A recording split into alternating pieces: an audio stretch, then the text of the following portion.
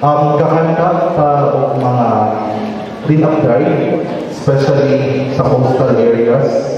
Kay kung asa patulong ato ang mga plastic, tuwag sa mga coastal area ang mga plastics. Kung inyong makita, isang asa sa mga news, kung sa inyong gilaway dili sa land or dili sa upland, padulong yun na sa ito sa dagat. So, kakanta o clean-up drive sa coastal areas, pati dili apil na po sa upland, nakapit yung mga coastal clean-up drive.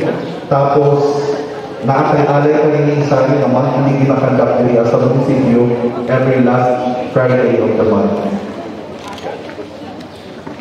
Para sa plastic waste, itong question, mga ito, ginabawal na ang single-use plastics dili sa Baroko. Although sa karoon makakita pa ginapon tao single-use plastics, pero ginahinay na ito, ginauna lang na mo ang styrofoam, pero bawal yun pati na ng mga cups, plastic cups na single-use, bawal na siya. Nahanap ay Ordinance Annex, Municipal Ordinance number 23, Series of 2020. Mga nasa ang area sa munisipyo, bawal na ang mga single-use plastics. Ang ato ang ina-advocate at natin mga alternatives na ginagawa sa mga restaurants.